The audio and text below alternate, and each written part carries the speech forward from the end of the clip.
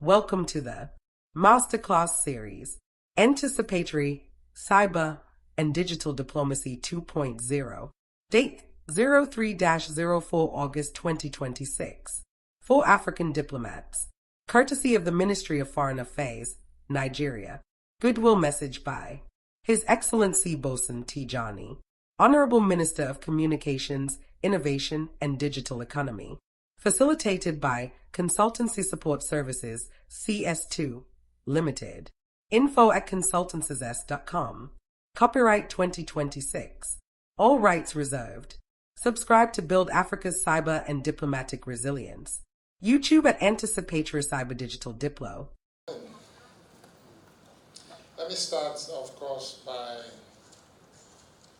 appreciating our very own stellar ambassador, Honorable Minister of State for Foreign Affairs, Ambassador Shola Nikolai. Thank you for your leadership.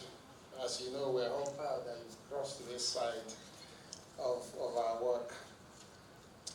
Also, allow me to use the Permanent Secretary of the Ministry of Foreign Affairs, Ambassador Ahmed. I've worked with Ambassador Ahmed for the last few weeks on an important topic. Permit me to use you as a point of contact for every other government officials present in the room today.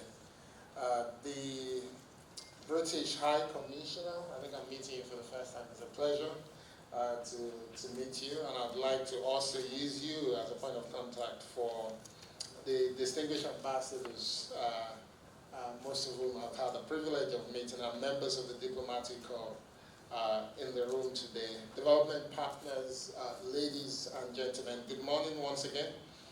It's a big privilege for me to join this conversation, and you'll find I won't be talking too much about the cyber element of it, but I'll be speaking more broadly to what I consider to be an extremely exciting conversation, which is digital diplomacy. But let me begin by commending the Ministry of Foreign Affairs for convening this important initiative. The decision to institutionalize this seminar, I think this is meant to be the second one, if my information is correct, reflects an important reality, which is that diplomacy, like every other sphere of national life, is being shaped by technology. I do not work for Foreign Affairs, but I have to say I've been dragged into so many diplomacy-related conversations because I oversee digital technology in Nigeria. I think we all know that today diplomacy is no longer conducted only just through treaties, negotiation, and diplomatic notes. It is increasingly influenced by data, digital infrastructure, cybersecurity, artificial intelligence, satellite systems, and the standards that govern those technologies as well. The instrument of national influence, as we're seeing, have expanded actually, and around the world, the foundations of national power, they're also changing. I think for a long time and for many generations, it used to be that nations' influence was measured by the size of its economy, the strength of its military, or the reach of its diplomacy. If you work in technology today, there's a powerful tiny country in Europe that is quite popular within the technology space, and that's Estonia. Estonia, as small as it is now a nation that many will listen to, particularly when you talk about digital public infrastructure and the way they've been able to digitize their nation. So size is no longer, and if you're unsure why this is the case, digital technologies are now at the core of how nations are able to create value. If as a government you worry about growing your economy, there's not much you can do if you're thinking of agriculture without digital technologies. Not much you can do in education without appropriating digital technologies. Not much you can do in security as well without properly using digital technologies. So the implication is that the nations that are able to invest in these technologies, of course, they will have a say because you have to keep buying them. And I don't think it's changing. It's probably been the same. When nations focused on things like agriculture, you probably will look to countries that can supply you tractors and things like that. And those countries will have some influence on top of it. But we live at a time where with the emergence of technologies like artificial intelligence, it's nearly impossible for us to ignore strong technology countries. And we're seeing that popping up from the example I gave earlier in Estonia.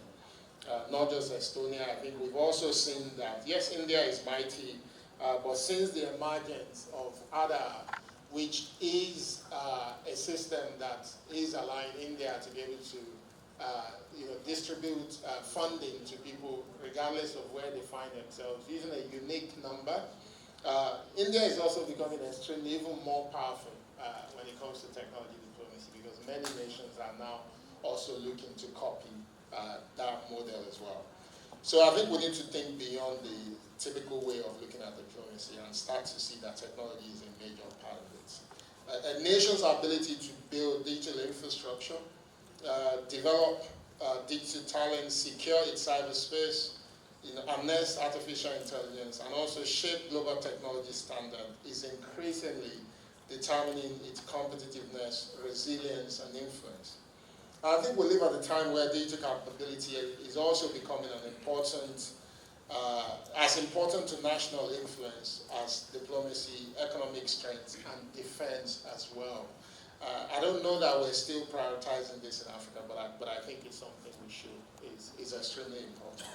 I wasn't sure what the audience was going to be, but I was going to share some insights that I came across in the work I'm doing just to inspire MFA, that this is an area that we have to take seriously. And I can still share some of them. Right? Most countries today are desperate to invest in digital infrastructure because connectivity is the bedrock of everything we do. And in the West African region, there are quite a number of countries that can't do that as quickly as countries like Nigeria or Ghana. So Nigeria is the country with the highest number of subsea cables in the region. We have about 8 subsea cables. There are certain countries without subsea cables at all. And those countries, some of them are landlocked. Some have only one, even those that are not landlocked. So those countries have to rely on cables being brought from places like Nigeria, Ghana, into their country to be able to have ubiquitous and meaningful connectivity. Nigeria today is investing in 90,000 kilometers of fiber optic network. But we're doing it in such a way that we're not thinking just of ourselves. The design for that cable is ensuring that all our borders have what we call a point of presence for the cable. MFA is not aware of this, but that is a diplomatic concern. Because if we're able to do that, the implication then is that, and I think there's a letter with you where I'll be traveling to Burkina Faso to Chad, to Niger. Later this week I'm going to Benin Republic. Because our interest is to ensure that those countries can leverage the investment we're making in these 90,000 kilometers and then be able to also tap into our cable to supply connectivity to them. I don't have to speak too much about the rest, Honorable Minister. You obviously know the implication of that when it comes to diplomacy, because Nigeria then is a strategic economic partner to those countries as well. It doesn't stop there. We've also seen that because of our size, Nigeria is becoming the regional data hub for West Africa, because we generate a lot of data set from using connectivity. And for large technology companies, most of their data set will pass through Nigeria before taking it out. So later this week, we will release our national digital cloud policy, which is going to be extremely different at a time when many countries are looking inward and closing up. Our national digital cloud policy is going to focus on mobilizing investment, and we want to show the world that we're open. Because there's a significant opportunity for Nigeria to attract significant investment into data center that will not just serve Nigeria, but serve the entire West Africa region. And if we want our brothers and sisters in the region to be able to trust us to host their data with us, we also have to show to the rest of the world that we're open as well. So again, this is a strong part of diplomacy that we have to deal with but you're not involved in, but we know that it has significant implications for the country. And I think the opportunity I'm taking here is to say this is an important topic. And I think we need to create better synergy between MFA and Ministry of Communications. And also any other ministry, Ministry of Science and Tech, all of our agencies as well. And the same applies to every other African country as well, that we start to see diplomacy differently. So for me, I think it presents an important opportunity for Africa, not just Nigeria, and our partners, our global partners as well. I think our partners understand this because there's no European or foreign country that I'm engaging with that we're not talking about trade. So when we say we're investing $2 billion into 90,000 kilometers of fiber optic network, that's both a diplomatic issue but a business trade opportunity for most of the well-advanced countries as well. We're investing in towers in China, for instance, almost 3,700 towers to cover rural area. That's not just, it's not just an issue of trade, it's also diplomacy. Because it means that China has a significant opportunity to be part of how we also govern our country as well. So I think on this note, I'd like to say that the choices that we make today on digital infrastructure, cybersecurity, artificial intelligence, and even talent. Talent is important. High Commissioner, people don't talk about this enough. So I'm the founder of the first technology hub in Nigeria. And between COVID and now, Nigeria lost a significant portion of our technology talent to the UK.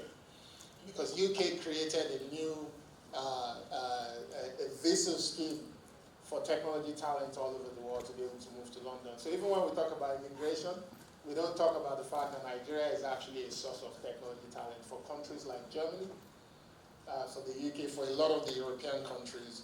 And I think there's opportunity there for us to understand the numbers and the implication of that, both for Nigeria and our partner countries as well, when we have diplomatic conversation.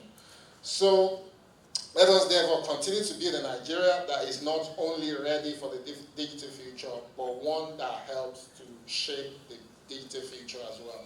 This is how we see technology in our ministry, that we don't just build for Nigeria, we have to participate in shaping the conversation globally. Finally, I commend the Ministry of Foreign Affairs once again for this important initiative, and I wish you a fruitful deliberation. Thank you, and God bless the Federal Republic of Nigeria. Hosted by Federal Ministry of Foreign Affairs, Nigeria. Facilitated by Consultancy Support Services, CS2, Limited. info@consultancys.com. Copyright at 2026. All rights reserved. Subscribe to build Africa's cyber and diplomatic resilience. YouTube at Anticipatory Cyber Digital Diplo.